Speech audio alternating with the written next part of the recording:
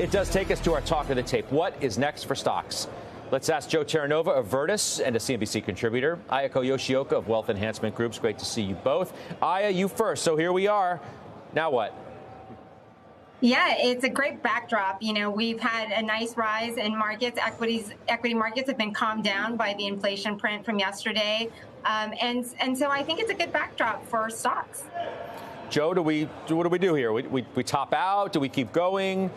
Is there a message in how we rebounded and so severely from the April lows? There absolutely is a message in how we rebounded, and it's about core profitability, margin expansion. And think about it. We set the lows heading into the earnings season. It's been all about coming out of the earnings recession that really has been the catalyst behind the appreciation to new all-time highs. And I think we all collectively really have to breathe a sigh of relief from where we were in 2022, that we have the advancement of this technological innovation surrounding artificial intelligence and generative AI, because that has been the fuel for this bull market. I think it's well entrenched. And you asked, what are we looking for or what are we hoping for in the near term? I'm actually hoping for a correction. Why? Because there are areas of the market, there's areas of technology that I don't have exposure, that I want to get exposure to, because I think the bull market extends well beyond this year. Okay, Joe, I mean, I think that's, the most important question for you guys today. Do I stay with tech, which has rallied the most since the April lows, right? It's up 12.5%. It's been reasonably broad, although, of late, obviously, technology has had that burst back. Utilities are up 10.5% since the April lows, real estate, comm services, and on and on and on. Do I stay with those top trades? Do I play for a bigger broadening? What do I do now?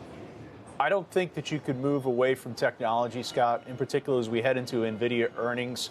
I think the importance of NVIDIA earnings is on the entire AI halo, whether it's AMD, Broadcom, or Cadence Design. I think very similar to what Palo Alto delivered in February, when it was a disappointing report, but they get the benefit of the doubt. Let's face it, if NVIDIA gives us a disappointing report, they're going to get the benefit of the doubt. Buyers are going to resurface there. So, no, you don't want to move away from technology. And I think Apple taught us a very significant lesson, a very punishing lesson about if you move away from technology, we'll remind you about our balance sheet, the cash flows on our balance sheet, as a reason why you don't want to do so. I mean, the firm, your firm owns Apple and Alphabet and Microsoft and Meta, so you have a horse in this race, so to speak. So what do I do with those? Absolutely. And, going back to something that I know you guys have talked about in the past is, the capital spending from these large tech companies, the announcements about how much they're going to spend in 2024 were very, very large. And as you said, one company's capital spend is another company's revenue. And so we continue to believe that the overall outlook for technology remains positive. And as Joe mentioned, with NVIDIA coming up next week, the expectations are that a lot of this capital spend is going straight to NVIDIA. Yeah.